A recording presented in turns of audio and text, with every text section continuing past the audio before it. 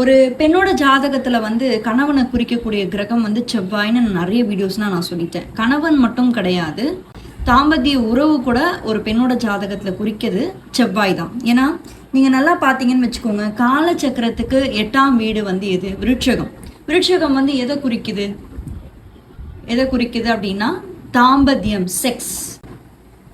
18 வயசு கீழே இருக்கவங்க இந்த வீடியோவை தயவு செஞ்சு பார்க்க வேண்டாம், சரிங்களா? திருமணம் ஆல்ரெடி ஆனவங்க, இல்லை திருமணத்துக்காக வெயிட் பண்ணிட்டுருக்கீங்க, மேரேஜுக்காக வெயிட் பண்ணிட்டுருக்கீங்க அப்படின்னா இது ஒரு முக்கியமான பதிவு, நீங்கள் பார்க்க வேண்டிய முக்கியமான பதிவு, சரிங்களா? இந்த வீடியோவில் வந்து உங்களுடைய தாம்பத்திய உறவை பற்றி தான் நம்ம வந்து பேச போகிறோம், சரிங்களா? உங்கள் தாம்பத்திய உறவு வந்து எப்படி இருக்கும், உங்களோட இல்லற சுகம் எப்படி இருக்கும், கணவன் மனைவிக்கு இடையில உள்ள அந்த அந்யோன்யம் வந்து எப்படி இருக்கும், இன்பமாக இருக்குமா, இதுக்கு எந்தெந்த கிரகங்கள் எல்லாமே காரணம். ஏன் அப்படின்னா இந்த பதிவு வந்து ரொம்ப ரொம்ப முக்கியமான ஒரு பதிவு. ஏன்னா இந்த விஷயங்கள், அதாவது தாம்பத்தியம், இது ரொம்ப சில்லியாக தான் இருக்கும் இப்போ நான் சொல்கிறது. ஆனால் நீங்கள் பார்த்தீங்கன்னா நிறைய பேரோட வாழ்க்கையில் இது ஒரு கஷ்டத்தை ஏற்படுத்திக்கிட்டு இருக்குங்க. கணவன் மனைவி வாழ்க்கையில் ஒரு கஷ்டத்தை ஏற்படுத்திக்கிட்டு இருக்கு, நிதர்சனமான உண்மை. ஏன்னா மனைவிக்கு அந்த ஆசைகள் இருக்கும், கணவன் வந்து அவங்கள வந்து நல்லா பார்த்துக்க மாட்டாங்க. கணவனுக்கு அந்த ஆசை இருக்கும், மனைவி வந்து நல்லபடியாக பார்த்துக்க மாட்டாங்க. இதனால பல டைவர்ஸ் கூட ஆயிருக்கு. இது நிதர்சனமான உண்மை. இது நிறைய இடத்துல நடந்திருக்கு, நானும் பார்த்துருக்கேன். நீங்கள் கேட்கலாம் இதெல்லாம் ஒரு விஷயமா அப்படின்னு சொல்லிட்டு கேட்கலாம், ஆனால் இது உண்மை, சரிங்களா? ஸோ இதை பற்றி தான் இந்த வீடியோவில் நீங்கள் ஃபுல்லாக பார்க்க போகிறீங்க. இன்னும் நம்ம சேனலை நீங்கள் சப்ஸ்கிரைப் பண்ணாமல் இருந்தீங்கன்னா சப்ஸ்கிரைப் பண்ணி வச்சுக்கோங்க. ஏன்னா இந்த மாதிரி வீடியோக்கள் எல்லாமே நம்மளோட சேனலில் மட்டும்தான் எக்ஸ்க்ளூசிவாக வரும். காமத்துக்கு முக்கியமான கிரகம் எது அப்படின்னு நீங்கள் பார்த்தீங்கன்னா அது வந்து சுக்கிரன் தான், சரிங்களா? ஸோ காதலுக்கு சுக்கிரன் தான், காமத்துக்கு சுக்கிரன் தான், திருமணத்துக்கு சுக்கிரன் தான். இது மூணுத்துக்குமே வந்து சுக்கிரன் தான். அப்போ கணவன் மனைவியோட ஜாதகத்தில் சுக்கிரனோட அமைப்பு எப்படி இருக்கோ அதை வச்சு அவங்களோட தாம்பத்திய சுகத்தை பற்றி நம்ம வந்து சொல்லிடலாம், சரிங்களா? அப்போ சுக்கிரன் தான் காமம் அப்படின்னா அப்போ சுக்கிரன் வந்து நல்ல இடத்துல வந்து உங்களோட ஜாதகத்தில் வந்து இருக்கணும், சரிங்களா?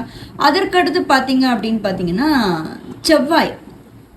ஒரு பெண்ணோட ஜாதகத்துல வந்து கணவனை குறிக்கக்கூடிய கிரகம் வந்து செவ்வாய்ன்னு நிறைய வீடியோஸ்லாம் நான் சொல்லிட்டேன். கணவன் மட்டும் கிடையாது, தாம்பத்திய உறவு கூட ஒரு பெண்ணோட ஜாதகத்துல குறிக்கிறது செவ்வாய் தான். ஏன்னா நீங்க நல்லா பார்த்தீங்கன்னு வச்சுக்கோங்க, காலச்சக்கரத்துக்கு 8ஆம் வீடு வந்து எது? விருட்சகம். விருட்சகம் வந்து எதை குறிக்குது அப்படின்னா தாம்பத்தியம், செக்ஸ். ஹிடன், மறைவு வீடு, மறைப்பொருள் சொல்லிக்கிட்டு இருக்காங்கல்ல, யாருமே அதை பற்றி பேச மாட்டாங்கல்ல. இந்த மாதிரி விஷயங்கள், விருட்சக வீடு வந்து தாம்பத்தியத்தை குறிக்கக்கூடிய ஒரு வீடு, தாம்பத்திய உறவை சொல்லக்கூடிய ஒரு வீடு, சரிங்களா? ஸோ இது வந்து வெளிச்சத்துக்கு வரணும் அப்படின்றதுக்காக தான் நான் உங்களுக்கு இவ்வளோ டீட்டெயிலாக சொல்லிக்கிட்டு இருக்கேன். ஸோ செவ்வாய் வந்து முக்கியமான காரணம். அதுக்கப்புறம் சந்திரன், மனோகாரகன், மனசுங்க. இப்போ வந்து நம்ம எந்த ஒரு விஷயத்துல ஈடுபடணும் அப்படின்னாலும் அதில் ஃபுல்ஃப்ளெட்ஜாக நம்ம ஈடுபடணும் அப்படின்னா சந்திரன் ரொம்ப முக்கியமான ஒரு விஷயம், சரிங்களா? ஸோ சந்திரனோட அமைப்பு உங்கள் ஜாதகத்தில் எப்படி இருக்கோ அதுக்கேற்ற மாதிரி தான் நம்ம வந்து மனநிலைமையே மாறும். அப்போது காமம்ன்றது அதுவுமே ஒரு கலை தான் இல்லையா? சுகத்தையும் தாண்டி அது ஒரு கலை. ஜோதிடம் கலை, நிறைய ஆடல் பாடல் எல்லாமே கலை அப்படின்றப்போ இந்த காமமும் கலையின் அடிப்படையில் தான் வருது. அப்போ நம்ம மனசு வந்து எப்படின்னா முழு மனசோட அது வந்து ஈடுபட்டாதான் நமக்கு வந்து அந்த கணவன் மனைவி உறவுல வந்து நல்ல முறையில் இருக்க முடியும். இல்லைன்னு வச்சுக்கோங்களேன், இது ஒரு சில்லி ரீசன் தான், ஆனால் இதனாலே அவங்களுக்கு நிறைய பிரச்சனைகள் வந்து ஏற்படும். ஸோ அப்போ மனசு வந்து நிம்மதியாக இருக்கணும், அதுக்கு வந்து சந்திரன் முக்கியம், ஓகேங்களா? இப்போ உங்களோட ஹாரோஸ்கோப்ல சுக்கிரன் எந்த இடத்துல இருக்காரோ அதுக்கு நேர் ஆப்போசிட்ல வந்து செவ்வாய் இருக்காரு அப்படின்னா அவங்களுக்கு வந்து காமத்துல இன்பமும் சுகங்களும் வந்து அதிகமாக கிடைக்கிற மாதிரி ஜோதிட விதிகள் வந்து சொல்லுது. எப்படின்னா இங்க ஜாதகத்துல எது வேணா இருக்கட்டும்ங்க, சும்மா இப்போ நம்ம வந்து இங்க போடுவோம், கும்பத்துல வந்து சுக்கிரன் இருக்காரு அப்படின்னு வச்சுக்கோங்களேன். இப்போ இந்த சுக்கிரன் வந்து இங்க இது நட்பு வீடு இல்லையா? இது வந்து கும்பம், இந்த வீடு வந்து கும்பம். ஸோ சுக்கிரனோட நட்பு வீடு. இப்போ வந்து இங்க செவ்வாய் இருக்காரு, செவ்வாய் வந்து இங்க சந்திரன் வந்து இங்க சந்திரனோட வீட்டுல வந்து செவ்வாய் இருக்காருன்னு வச்சுக்கோங்களேன். இதுவும் அகைன் வந்து பார்த்தீங்கன்னா சந்திரன் செவ்வாயும் நட்பு தான். சரிங்களா? ஸோ நிறைய பேர் சொல்லுவீங்க நீச்சம் ஆயிடுச்சே, அவருக்கு எங்கெங்க பவர் இருக்கும், வீக்காக இருப்பார், நீச்ச கிரகங்களுக்கு என்ன ஸ்ட்ரென்த் இருக்க போகுது அப்படின்னு சொல்லிட்டு கேட்பீங்க. நீச்சத்துக்கு நிறைய பலன்கள் இருக்குங்க. ஒரு கிரகம் நீச்சம் ஆயிடுச்சுன்னா அதுக்கு பலனே இல்லைன்னா அர்த்தமே கிடையாது. சரிங்களா? ஸோ இப்போ என்ன ஆயிடும் அப்படின்னு பார்த்தீங்கன்னா சுக்கிரன் செவ்வாயோட நேரடி பார்வை வந்து இங்கே இருக்கு. அப்போ இது வந்து கணவனோட ஜாதகமா இருந்தாலும் சரி, மனைவியோட ஜாதகமா இருந்தாலும் சரி, இது வந்து நல்ல ஒரு சுகத்தை ஏற்படுத்தக்கூடிய ஒரு அமைப்பு. சரிங்களா? ஸோ இப்போ அடுத்து நம்ம சந்திரனுக்கு வரும். உங்களோட ஜாதகத்துல சந்திரன் எந்த அமைப்புல இருந்தா உங்களுக்கு அந்த திருப்தி ஏற்படும்? ஏன்னா நீங்க நல்லா பாத்தீங்கன்னா ஒரு விஷயம் உங்களுக்கு தெரியும். சந்திரன் வந்து மனோகாரகனையும் தாண்டி அந்த 27 நட்சத்திரங்களுக்கு வந்து சந்திரனுக்கு வந்து ஃபேவரட்டான ரொம்ப ஃபேவரபிளான நட்சத்திரம் வந்து பார்த்தீங்கன்னா ரோஹிணி நட்சத்திரம். அதுவும் ரிஷப ராசியில் இருக்கக்கூடிய சுக்கிரனோட வீடு. சரிங்களா? ஸோ அந்த நட்சத்திரமே வந்து எதை குறிக்குது அப்படின்னு நீங்கள் பார்த்தீங்கன்னா செக்ஷுவாலிட்டி. இது வந்து நிறைய பேருக்கு தெரியாது. நிறைய பேர் என்ன நினச்சிக்கிட்டு இருக்கீங்க அப்படின்னா விருட்சகம் தான் வந்து செக்ஷுவாலிட்டி அப்படின்னு சொல்லி நினச்சிக்கிட்டு இருக்கீங்க. ஓகேங்களா? பட் ஆக்சுவலாக பார்த்தீங்க அப்படின்னா இது வந்து காலச்சக்கரத்துக்கு 2ஆம் வீடாக வரும் இந்த ரிஷபம்ன்றது. ஸோ ஆக்சுவலாக வந்து அவர் இந்த வீட்டில் உச்சம் அடைகிறதுக்கு காரணம் வந்து ஹையஸ்ட் இன்பம், அதாவது உச்ச நிலையில் சுகம், அது வந்து சுக்கிரன் தான் வந்து கொடுக்குறாரு. அப்போது உங்களோட ஜாதகத்தில் எதா வேணா இருக்கலாம். இப்போ வந்து சுக்கிரன் சந்திரன் வந்து மீனத்தில் இருக்காருன்னு வச்சுக்கோங்க. இப்போ வந்து சுக்கிரன் சந்திரன், இப்போ இவங்க 2 பேருமே வந்து மீனத்தில் இருக்காங்க அப்படின்னா அவங்களுக்கு வந்து அந்த செக்ஷுவல் சாட்டிஸ்ஃபேக்ஷன் வந்து நல்லா கிடைக்குங்க. ஏன் அப்படின்னு நீங்கள் பார்த்தீங்கன்னா சுக்கிரன் வந்து உச்சமாக இருக்காரா இங்கே, அண்ட் தென் வந்து சந்திரன் வந்து பார்த்தீங்கன்னா மனோகாரகன் இல்லையா? ஸோ இந்த இடத்துல வந்து சுக்கிரன் வந்து திருப்தி அடைவார். அண்ட் தென் வந்து இது ஒரு ஸ்பிரிச்சுவல் செக்ஸை வந்து உங்களுக்கு வந்து கொடுக்கும். சரிங்களா? ஸோ ஸ்பிரிச்சுவல் செக்ஸ் ஏன் அப்படின்னு நீங்கள் பார்த்தீங்கன்னா மீனம் வந்து காலச்சக்கரத்துக்கு 12வது ராசியாக வருது. அதாவது அயன சயன போகஸ்தானம்.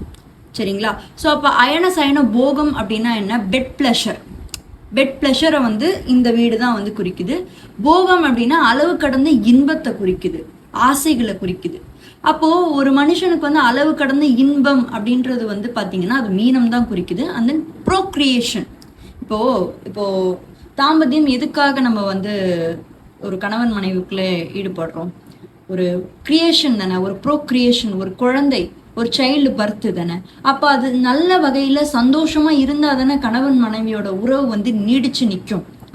அப்போ அந்த இடத்துல ஒரு ட்ராபேக் இருக்குது அப்படின்னா அந்த இடத்துலயே ஒரு விரிசல் வந்த மாதிரி தானே அர்த்தம். அப்போ அந்த இன்பமும் சுகமும் அளிக்கக்கூடியது அப்படின்னு நீங்கள் பார்த்தீங்கன்னா இந்த 2 கிரகங்கள் தாங்க மெயின். ஏன்னா நிறைய பேர் மேரேஜ் லைஃப்பில் நல்லா தாங்க வாழ்ந்துட்டு இருந்தோம், அதுக்கப்புறம் பார்த்தீங்கன்னா ஒய்ஃபுக்கு வந்து இன்ட்ரெஸ்ட் இல்லாமல் போயிடுச்சு, இல்லை ஒய்ஃப் வந்து இல்லைங்க எங்கள் ஹஸ்பண்ட் சரி இல்லைங்க இன்ட்ரெஸ்ட் இல்லாமல் போயிடுச்சு. அதுக்கு முக்கிய காரணம் வந்து இந்த 2 கிரகங்கள் தாங்க. அந்த மனசு, ஏன்னா சந்திரன் வந்து மனசு அலைப்பாஞ்சிட்டே இருக்கும்.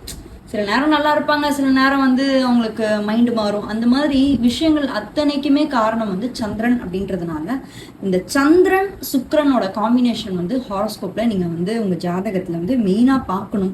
தாம்பத்திய உறவு வந்து சுகத்தை நீங்கள் வந்து அனுபவிக்கிறதுக்கு, இன்பத்தை வந்து நீங்கள் அடையிறதுக்கு. ஓகேங்களா?